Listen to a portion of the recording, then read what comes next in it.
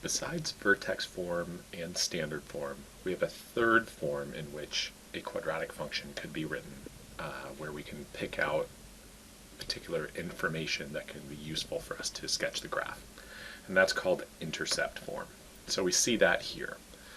So we've got A out in front, which is our familiar dilation factor.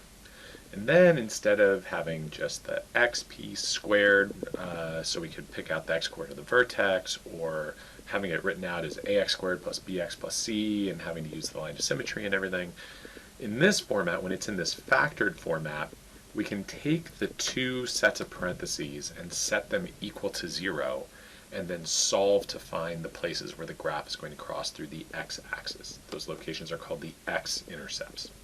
Now we could have as many as 2 intercepts, or there might only be 1, and we'll see examples of both of those going forward.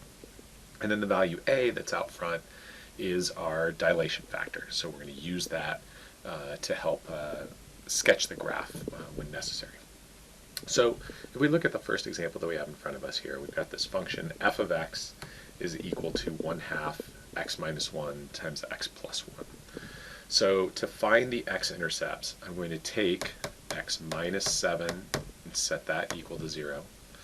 So if I add 7 to both sides, I get x equals 7. And then I'm going to say x plus 1 equals 0. So I'm just taking each of the sets of parentheses, setting them equal to 0. And so I get x equals -1. So taken together, my x-intercepts are x equals -1 and 7. So that's not an ordered pair, those are two separate locations.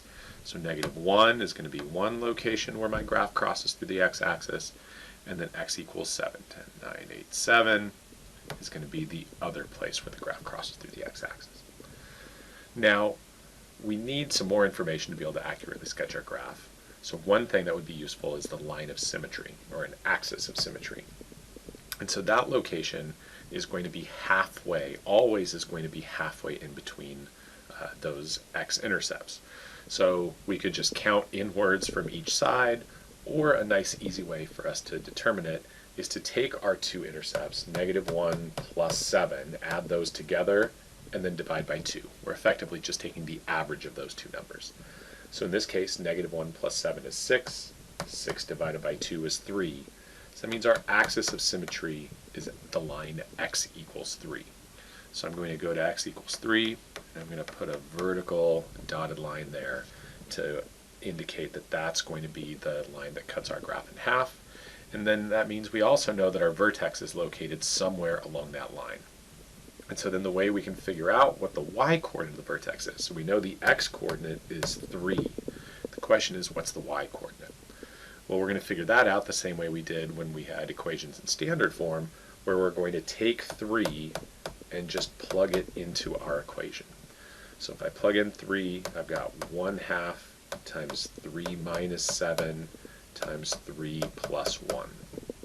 And so continuing here, we've got 1/2 times 3 minus 7 is -4, and then 3 plus 1 is +4. So we've got 1/2 times -4 times 4, so we're going to get a negative result. 4 times 4 is 16, half of that is going to be 8, so we're going to get -8 as our y-coordinate. So 3 is my x-coordinate, -8 is my y-coordinate. And so that means I can drop down to -8, right about here. And now I have a pretty decent collection of information here to get my graph sketched. I've got the x-intercepts, I've got the vertex down below, and so I can go ahead and draw in the two sides of my parabola. So we can approach this second example much the same way. We can note that the a value out front is negative, and it's a -2, so unlike the previous one, it's going to open downwards, and it's going to be narrower than our standard parent graph parabola because that number is bigger than 1, it's a 2 as our dilation factor. But again, to get those x-intercepts, I can set x minus 1 equal to 0, and x plus 3 equal to 0. So if we, let's see, can we get a 0 there? There we go. So if I add 1 to both sides, we get x equals 1. And if I subtract 3 from both sides, I get x equals -3. So our x-intercepts are at 1 and -3. We can just list off those numbers if we want, or we can put x equals -1 and or -3 and 1, or we could write them as ordered pairs, -3, 0, and 1, 0. Any one of those formats will do. So I am going to mark those on my graph right away. So there's x equals 1, and I count over to -3. So I've got those two locations.